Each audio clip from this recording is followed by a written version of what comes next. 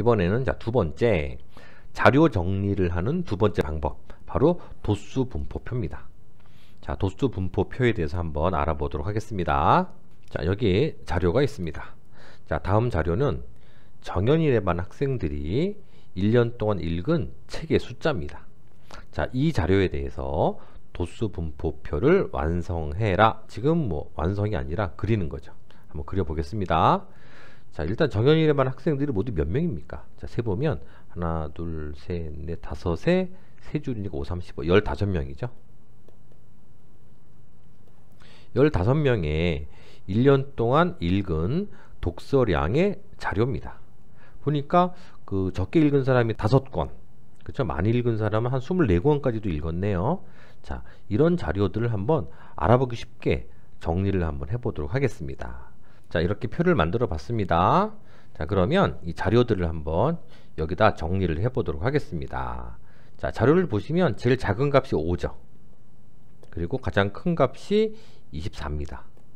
그럼 얘네들을 적당한 구간으로 나눠야 되는데요. 일단 5부터 10까지, 10부터 15까지, 이렇게 5 간격으로 15부터 20까지, 20부터 25까지 이렇게 하면은, 자, 가장 작은 값이 5고 가장 큰 값이 24니까 이 안에 다 들어가겠죠. 그래서 이렇게 구간을 나눌 수가 있습니다. 한번 나눠 보겠습니다. 자, 그러면 얘를 5권 이상,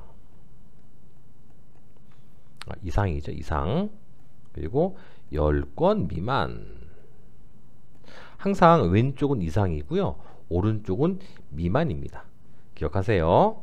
그럼 이 안에 들어있는 학생 수를 한번 찾아보면 5권 이상 10권 미만이니까 10은 안 들어가죠. 그러면 여기 9가 하나 있고요, 다음에 5도 있고요, 다음에 7이 있죠. 그리고 이제 없습니까? 없네요. 그래서 3명. 그리고 다음은 자, 10권 이상 15권 미만입니다. 또 찾아보겠습니다. 자, 1명, 다음에 여기 2명, 그리고 3명, 그리고 여기 4명. 이렇게 4명밖에 없나요? 아, 여기 12가 또 있죠. 5명, 5명 이렇게 이제 없죠. 그래서 요 안에 이렇게 5명이 들어있다라는 걸 알 수가 있고요.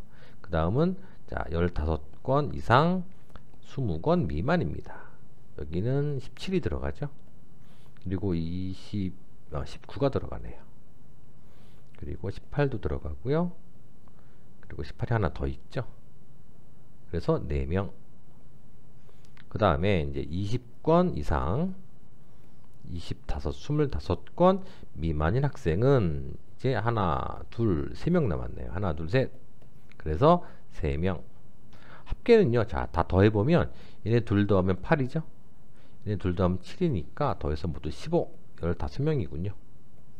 이렇게 자료를 정리할 수가 있습니다. 이렇게 정리해놓은 이런 자료를 우리는 바로 도수 분포표라고 합니다. 구체적으로 그 명칭을 좀 알아보면 별량을 숫자로 나타낸 얘네들을 우리는 도수라고 합니다. 도수. 그리고 이 도수를 다 더한 값이 있죠? 예, 15. 얘를 우리는 도수의 총합이라고 이야기를 합니다. 그리고 여기 표 왼쪽에 보면 별량을 일정한 크기로 구간을 나눴잖아요. 얘네들을 뭐라고 하냐면 우리는 얘네들을요, 계급이라고 합니다. 그래서 이렇게 이 자료들을 이렇게 도수 분포표로 만들어 보면 학생들의 그 독서량의 분포 상태를 알아보기가 훨씬 쉽습니다. 자, 이제 도수 분포표를 정리해 보겠습니다. 먼저 계급이라고 하는 것은 아까 봤죠? 자료를 이렇게 정리해서 도수 분포표를 만들었을 때 자료를 정리하기 쉽게 이렇게 일정한 간격으로 구간을 나눴습니다. 얘네들을 계급이라고 하죠. 그래서 별량을 일정한 간격으로 나눈 구간, 얘네들을 계급이라고 하고요. 각각 계급에 보면 20부터 25 또는 25부터 30 이렇게 크기가 일정하죠. 이 크기를 우리는 계급의 크기라고 합니다. 즉, 계급의 크기는 별량을 나눈 구간의 너비, 얘가 바로 계급의 크기고요. 실제 계급의 크기를 구해라 라고 하면 어떻게 구할 수 있냐면 바로 이 오른쪽 값에서 왼쪽 값을요 빼서 구하죠. 빼면 5가 나오죠. 이 5가 바로 이 계급의 크기가 되는 겁니다. 자, 그리고 계급의 개수는 이렇게 나눈 구간의 개수가 바로 계급의 개수인 거죠. 여기서는 계급이 몇 개입니까? 지금 하나, 둘, 셋, 넷, 5개죠. 그래서 여기서의 계급의 개수는 바로 5개다 이렇게 볼 수가 있고요. 다음에 도수라고 하는 것은 각 계급에 속하는 자료의 개수, 얘네들을 우리는 도수라고 합니다. 그래서 이렇게 만들어 놓은 표를 우리는 도수 분포표라고 이야기를 하는 거죠.